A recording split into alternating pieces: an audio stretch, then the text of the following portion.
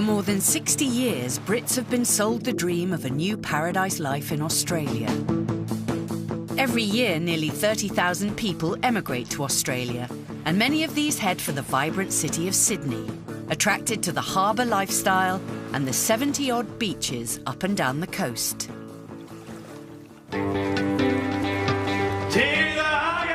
We'll meet Ian, the haggis king of Sydney. How do you beat that? Who's guarding his Scottish secrets from the Aussies. It's a secret recipe, especially out here. You can't tell them too much out here. We join vet Sarah for a day at the office. She's such a character. Whose dog Archie nearly lost his life to a snake. I just feel so lucky that I've still got him. We jump on the big red bus with ex-commando Simon. I thought, I've done this for 16 years, I should do something else. Who's brought a little bit of London to Sydney. It was a nightmare, and I don't think I'd do it again, but we got there in the end. And we'll see a different life for Poms down under.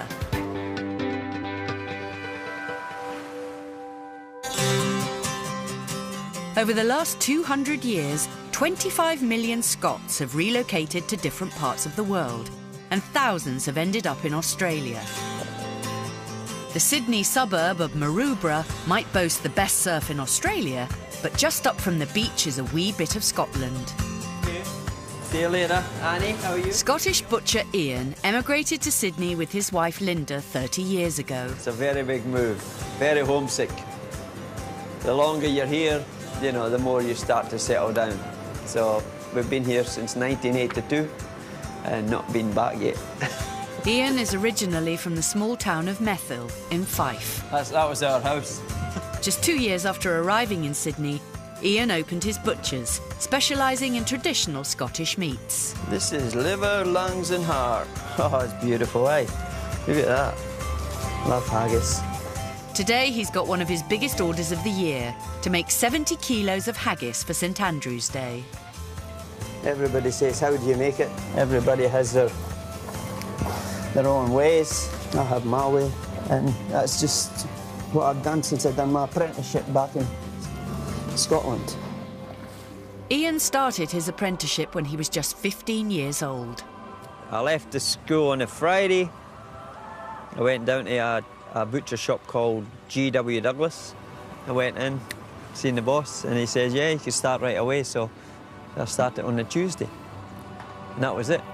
Never stopped since. 30 years later, the recipes that Ian learnt in Scotland have made him one of the most successful Scottish butchers in Australia. But those recipes are a closely guarded secret. I'll show you what I have to show you for the mix. I done all my seasonings and that before you come here. Nobody knows about the recipes. I mean, I know my recipes off by heart because I've been making them for basically since I was, 15.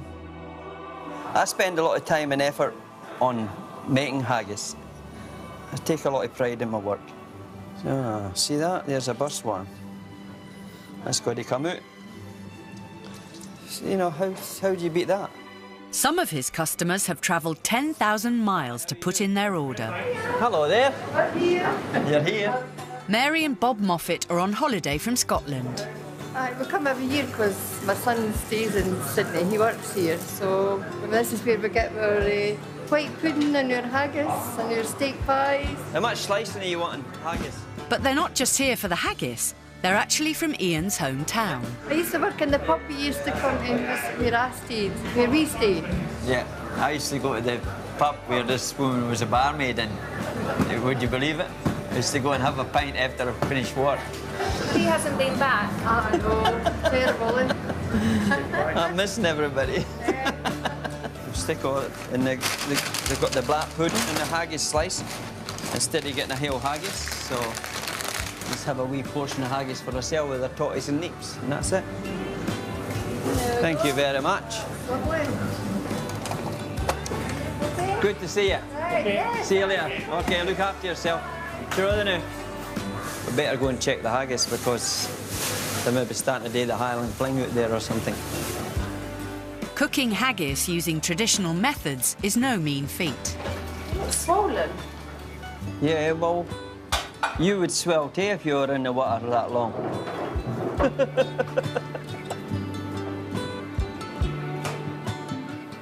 Another bra batch of haggis. That was good seeing that woman for 5 today.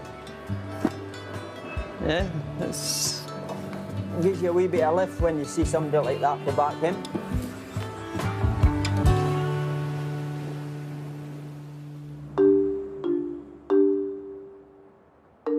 The trend for Brits to emigrate to Australia has been increasing over the last century. But if you're under 30 and don't want to go for good, there is an alternative. Northwest of Sydney in the suburb of Ryde, Pommy vet Sarah is treating her first patient of the day. So this is Zazu.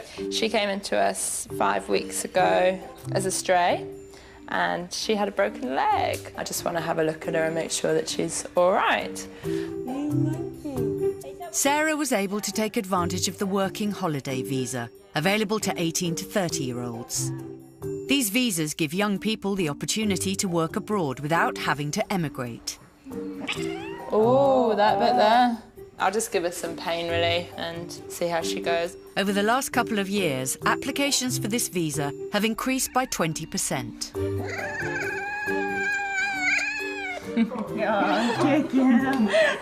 She's such a character. Sorry about that, darling. Originally from Northumberland, Sarah qualified as a vet 5 years ago. I've always loved animals, I've always been very drawn to them, and I suppose I just want to help them at the end of the day and help people, help the owners. Yeah, she's purring again. When she can tear herself away from her cuddly kittens, there's another benefit to life as a vet down under. The fact that I can go to work on the weekend and finish at 1 o'clock, and in an hour I can be on the beach at Bondi. I love that. It's so cool. It makes it seem like it's a holiday every day. Whilst many Poms enjoy life in the city, for others it's literally a busman's holiday.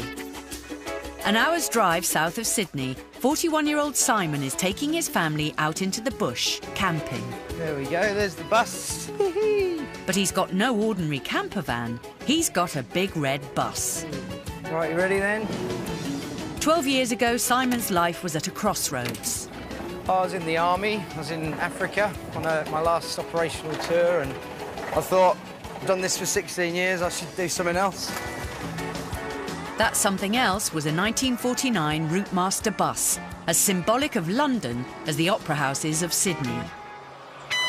Simon and Colette had other careers when they started up Britstop. Now, 4 years later, it's a full-time job, and the business has cornered the market in Sydney.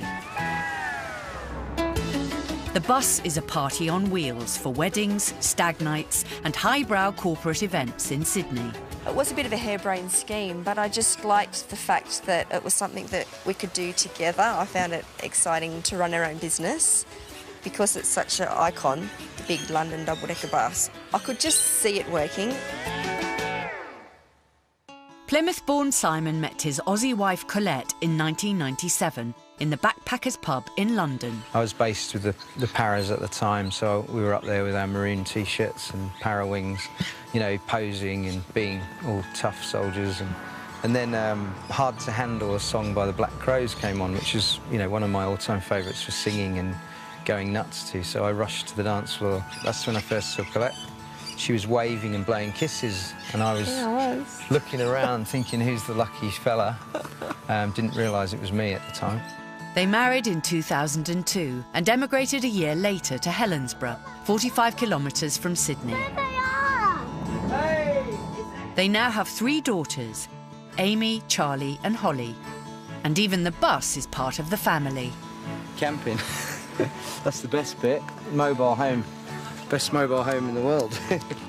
The unseasonal wet weather is reminding Simon of home.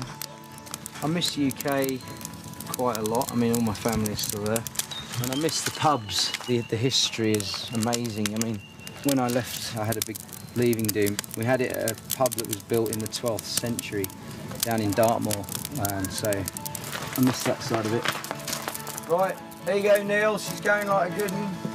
The business has been running for 4 years, but realising their dream wasn't cheap. To buy, import and renovate the bus cost Simon and Colette over £100,000 and a lot of sleepless nights. It was a nightmare, and I don't think I'd do it again if I could go back, because Oh, it was loads and loads and loads of stress, but we got there in the end. Fond of it? Yeah, it's my first baby. I always give it a big hug and say, oh, big red. Yeah, it was, you know, so much blood, sweat and tears. I just love it. Right, now get on with your work. Yes, boss.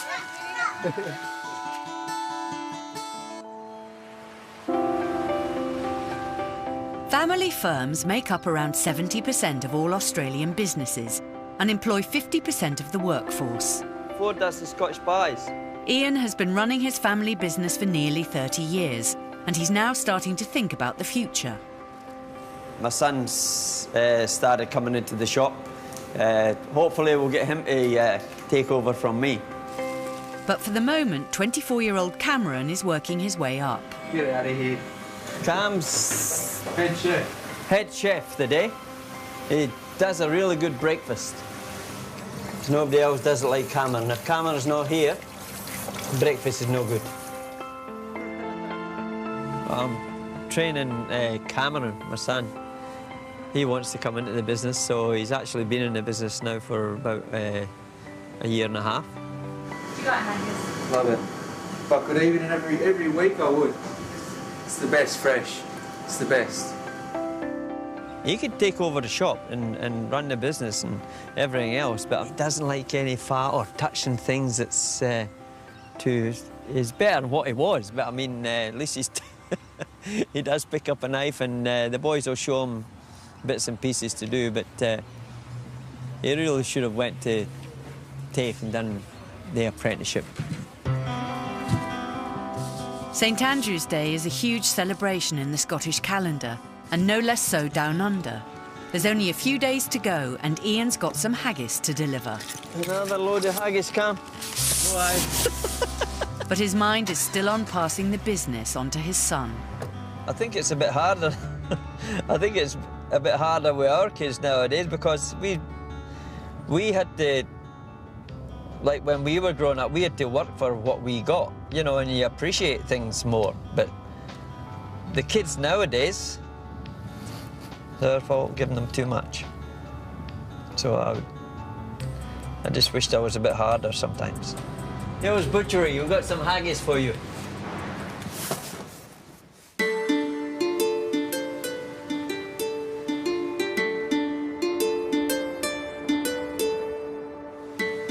On the banks of the Hawkesbury River, 60 kilometres north of Sydney, Pommy vet Sarah is enjoying her day off. It's actually worth it living out here and travelling. It's a 2.5 hour commute, but it's actually worth it because I love the countryside. Sarah arrived in Sydney on a one-year working holiday visa, but she didn't come alone. This is Archie, yes. He's 9 and he's very cute. And this is Sonny. He's 4 years old. All pets travelling to Australia need a period of quarantine for at least 30 days. And getting them there is costly. Sarah paid £8,000 for Sonny and Archie to emigrate with her to Australia. They're my family, so I brought them with me. Yeah, they're good boys. Keep me company out here, don't you? Australia's a very different environment for domestic pets. There are many deadly animals hidden in the bush that can bite, sting or poison. All of a sudden he had a snake in his mouth, and I went to take it out of his mouth, being naive. My friend who was with me, he said, oh, it's a red belly black snake, you know, just need to keep away from it. And he very quickly deteriorated. By the time I got him to the nearest vet, he was unconscious. Archie's encounter with the red belly black snake nearly cost him his life. And also this big dog, of course, as well. I mean, he was just so cute throughout the whole thing. He was lying on the bed with Archie with his paw across him, looking at him and trying to make him better. He's ever so sweet, very concerned. Anyway, I'm going to get upset now. He's just so sweet. I just feel so lucky that I've still got him. Sorry. Archie was lucky. Sarah's quick action to get him the anti-venom saved his life. Simon and Colette run their Britstop business from their home in Helensburgh. It's busy all year round because people are always getting married and having hens and bucks and birthdays, and that's most of the business. They imported a 63-year-old Routemaster bus several years ago. That is our bus up here. It's got the original, the number plate, KYY, 4th of April 68. That is probably the hardest part of the business, and that's the maintenance of the bus because it's so old. So yeah, he knows all the old fellas in all the museums, over there and over here. Yeah. They love it. They love to see that the bus is on the road and being enjoyed and not tucked away in a museum just collecting dust. Yeah. Whilst Colette mans the office, Simon's out on a job. It's a perfect summer's day, and Simon's on his way to the northern suburbs of Manly. We've got a wedding today, Christy and Jonathan, and it's in Manly and Collaroy. So we're going to do the scenic beach road with all the guests up to the church. Then I'm going to get the bride. On average, Aussies work fewer hours than those in the UK, but Simon and Colette can relax even more. I probably work 20 to 22 hours a week. If it's a really busy time of year, which is probably 4 or 5 months a year where it's really busy, I might work 30. It's almost semi-retirement in a way. If we're all on board by quarter two, that would be good. Okay. And then we can take a nice scenic route. And if you want to sit up top, usually older people like to be downstairs. And upstairs, the young'uns like to, you know, carry on. And you two, you're going to be pushing, right, from the back, OK? Because it's big hill coming up. It's not just the bus that's from the UK. Today, there's a couple of guests from Essex on board. I like the bus. It's a great idea. We flew in because the wedding, and we've been told where to go, and we got here. But I like the bus.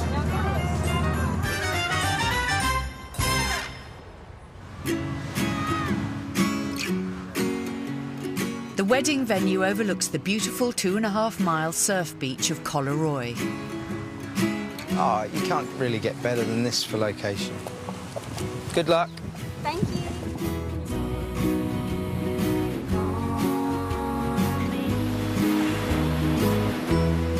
It's been a long journey since Simon left the army, but after 12 years, both he and Colette are now seeing the rewards.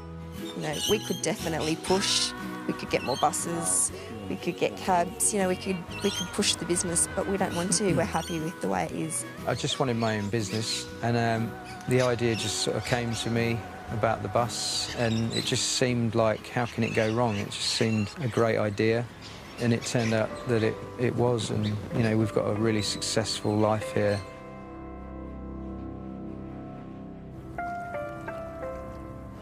It's St Andrew's Day in Sydney. Hundreds of Scottish Sydney-siders gather to celebrate their patron saint at the Murrayfield Ball. And Ian's haggis is taking centre stage. Fair far, your honour sonsy face. Great chieftain, at the pudding race. Aboon them you tap your place, pinch, stripe, or there.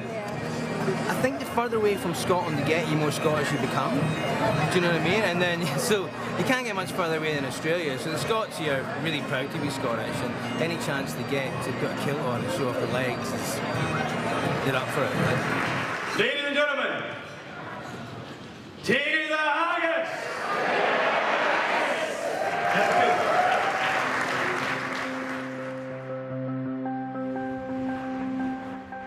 The next morning in Maroubra, it's business as usual at the butcher's. We're putting the seasoning in for Scottish sausage.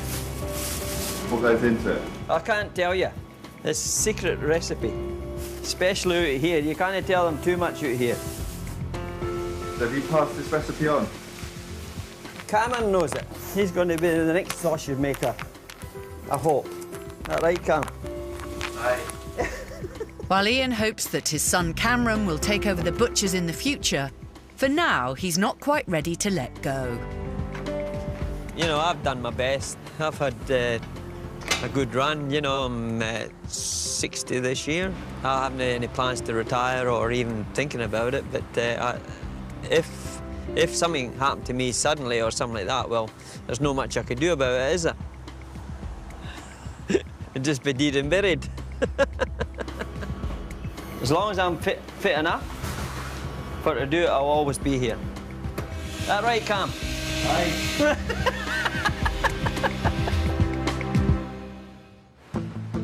Next time, wildlife warrior Gary comes to the rescue of an abandoned baby possum. She's terrified, of course, so we've got to be really quiet. Bondi fish and chip shop owner Claire suffers a major setback. I work hard to earn this money and then they just come in and think they can take it. It's just horrible. We meet Tim, who's spending his birthday indulging in a very British craze, sweeping Australia. Go on!